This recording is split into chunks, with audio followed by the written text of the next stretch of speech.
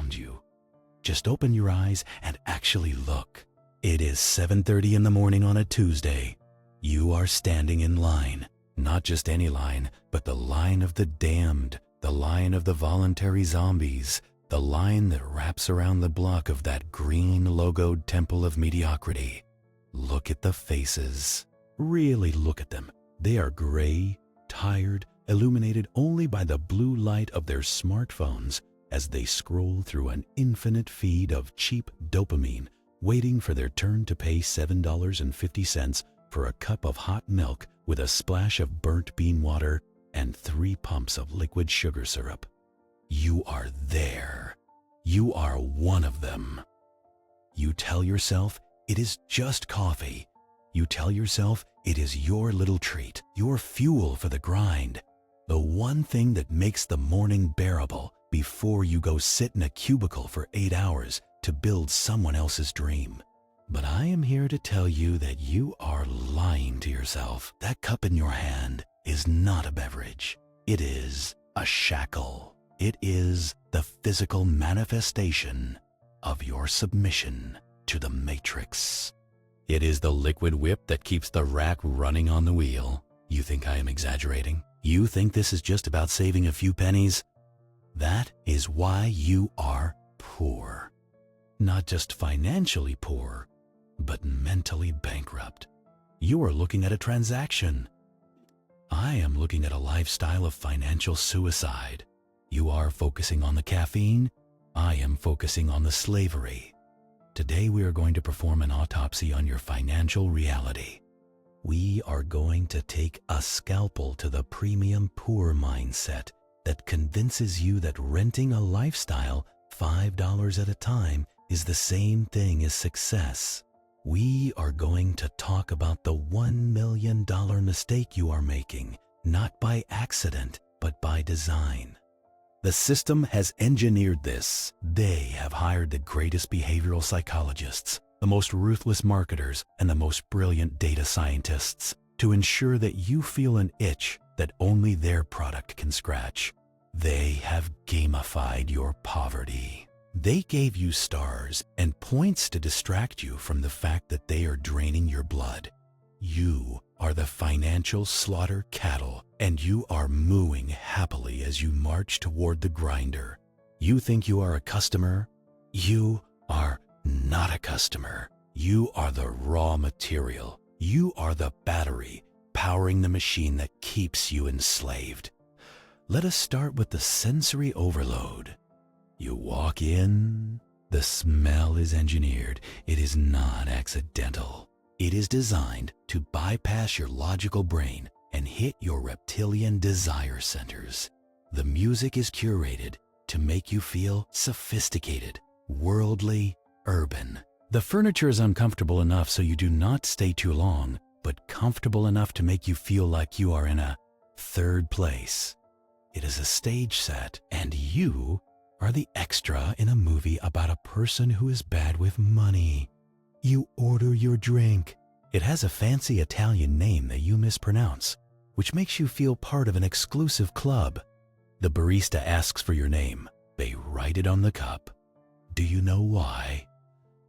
It is not for order accuracy. It is to create a micro connection, a fleeting sense of identity in a world where you are just a number. For 30 seconds, you are David or Sarah, the person with the specific soy latte preference. You feel seen. You feel validated. And for that validation, you hand over a credit card that you likely have not paid off in full this month. You are financing sugar water at 24% interest. This is where the bakery math comes in, but we are going to take it to the extreme. Most financial gurus tell you to cut the coffee to save $1,000 a year. That is kindergarten advice. That is advice for people who want to be slightly less poor. I am talking about the catastrophic destruction of wealth you are engaging in. Let us do the math properly. Let us say you spend $7 a day. That is breakfast and a coffee. Maybe an afternoon pick-me-up. $7. In a month, that is roughly $210.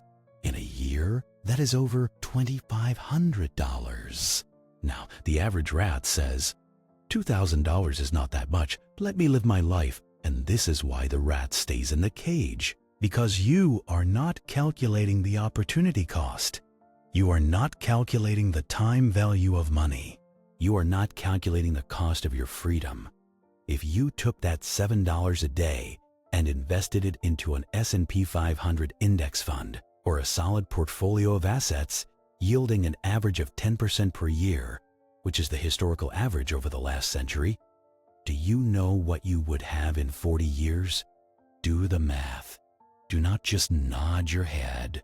Do the math. It is over $1,200,000.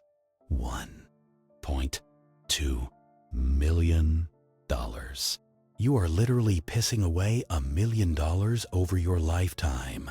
You are drinking your retirement. You are swiping your card and trading your future financial sovereignty for 15 minutes of a sugar high followed by a crash.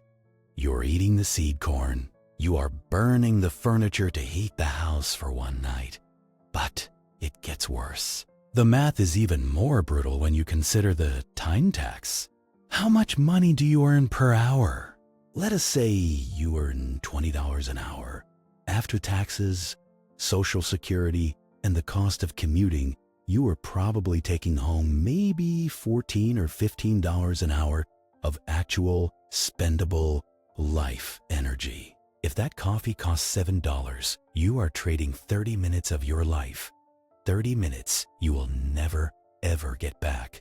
For that cup, if you do this every day, you are working nearly 3 hours a week just to pay for the privilege of appearing awake at a job you hate. You are working 150 hours a year, almost a full month of work, just to fund the caffeine habit that allows you to tolerate the work. Do you see the cycle? Do you see the rat race in its purest, most distilled form? You work to buy coffee to have the energy to work to buy coffee. It is a closed loop of misery. And let us talk about the premium pour psychology. This is the most pathetic part. Why do you really go there? It is not the taste.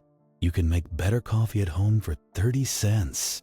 You go there because of the cup, the paper cup with the green logo. It is a totem. It is a signal to the world and to yourself that you are doing okay. You walk into the office holding that cup like it is a scepter of power. It says, I have disposable income. I am a modern professional. It is a lie. You are broke. You have student loans. You have a car payment on a vehicle that is depreciating faster than your hopes and dreams. You are renting an apartment you cannot afford, but you have the cup. The cup creates a dissonance. It masks the reality of your servitude. It is the golden chain. It looks shiny. It feels good, but it binds you just as tight as iron. The system loves this. They love the premium poor. They love the people who upgrade their slavery. You are not buying freedom. You are buying a slightly more comfortable cell. You are putting velvet on the bars of the cage, and the corporations know this. Have you noticed how the prices creep up? 50 cents here, $1 there. They know you are addicted, not just to the caffeine, but to the ritual of consumption. They are extracting wealth from you with surgical precision. They are siphoning off your potential capital. Before you even have a chance to accumulate it, they are taking your soldiers, your dollars, and slaughtering them before they can go out and conquer territory for you. Every dollar is a soldier. Every dollar you invest recruits more soldiers. When you give $5 to the Green Mermaid, you are sending 5 soldiers to die in a foreign land for no reason.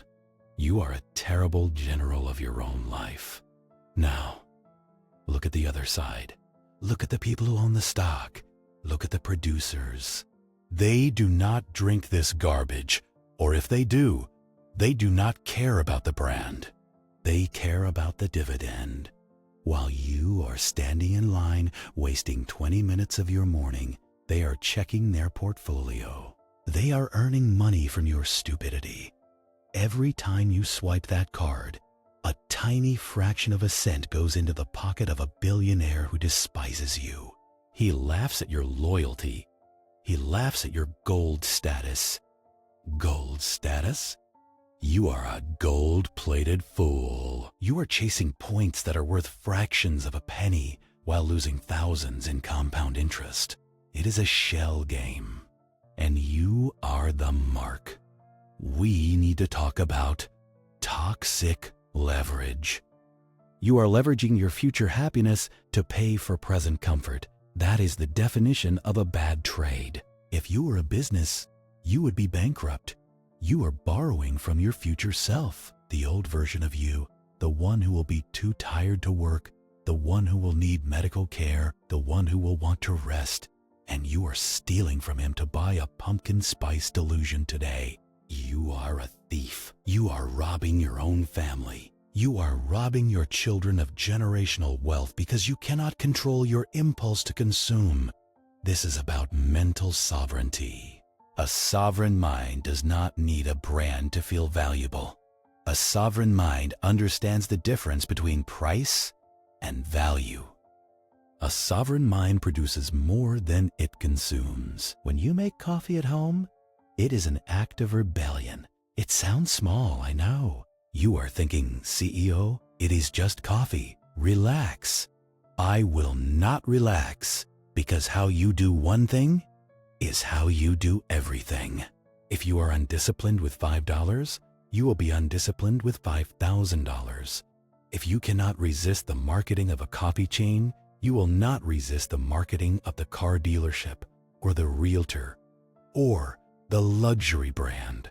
You are training yourself to be a consumer. You are practicing the art of being a victim. I want you to get angry. I want you to look at that cup and feel disgusted. I want you to see it for what it is, a tax on your ignorance. Every time you pass one of those shops, I want you to see a vacuum cleaner sucking the wealth out of the neighborhood and sending it to Wall Street. I want you to realize that you have been played. You are the protagonist of a tragedy, but you think it is a sitcom. Wake up. The Matrix is not a movie. It is the credit card terminal beeping approved. It is the app on your phone nudging you to reload your balance. It is the notification telling you that Double Stars Day is approaching. They are treating you like a lab rat in a Skinner box. Press the lever, get the pellet. Swipe the card, get the sugar. Press, swipe, chew, swallow. Repeat until you die. So what is the exit? The exit is brutal simplicity. The exit is becoming a producer. Stop buying the coffee, buy the stock. If you are so obsessed with the brand, own the company. Make them work for you. Invert the pyramid. Instead of being the base of the pyramid, supporting the elite, become the elite. But you cannot do that if you are bleeding cash. You need to cauterize the wound. You need to embrace the boredom of discipline. You need to learn to make your own damn coffee. It takes 3 minutes. It costs 30 cents. And it tastes like victory. It tastes like freedom. It tastes like the first step out of the labyrinth. You need to understand the concept of escape velocity. In physics, escape velocity is the speed needed to break free from a planet's gravitational pull. In finance, it is the amount of capital needed to break free from the necessity of labor. Every $7 you spend on nonsense adds weight to your rocket. It makes it harder to leave the ground. It increases the gravity holding you down in the mud with the rest of the herd. You are adding sandbags to your hot air balloon and wondering why you cannot fly. Cut the bags. drop the weight. I want you to perform an audit of your soul today, not just your bank account, your soul. Ask yourself, why do I need this? What hole am I trying to fill? Am I tired? Sleep more. Am I bored? Read a book. Am I lonely? Talk to a human being. Do not interact with a transaction terminal. Am I seeking status? Build something real. Stop trying to buy status. Purchase status is a rental. Earned status is an asset. The premium poor rent their self-esteem. The sovereign individual builds it brick by brick. This is not about deprivation. It is about strategic allocation of resources. It is about war. You are in a war for your mind and your wallet. And right now, you are losing. You are walking onto the battlefield naked, holding a paper cup while the enemy has tanks and drones. The enemy is the algorithm. The enemy is the marketing department. The enemy is your own weakness. So here is the pact. Here is the challenge. For the next 30 days, you do not step foot in there. You do not buy the liquid candy. You take that money, every single cent of it, and you put it into a separate account. Call it the Freedom Fund. Watch it grow. It will be small at first, but it is real. It is yours. It is not the corporation's. And every morning, when you drink your home-brewed coffee, I want you to taste the bitterness of reality. I want it to wake you up. I want you to feel the superiority of someone who has mastered their impulses. If you are still with me, if you have listened to this far, and you are ready to stop being a dairy cow for the corporate elite, I want you to leave the secret comment below. I want you to write, I am not cattle. That is it. I am not cattle. Let the algorithm know that you have disconnected. Let the other rats see it and wonder what it means. Let it be a signal to the few who are awake. The herd will laugh. The herd will say, it is just coffee. You are crazy. Let them laugh. They are laughing on their way to the slaughterhouse. You are plotting your escape. Kill the rat inside you. Kill the consumer. Birth the owner. It starts with the coffee. It ends with your total and absolute liberation. Now, get to work.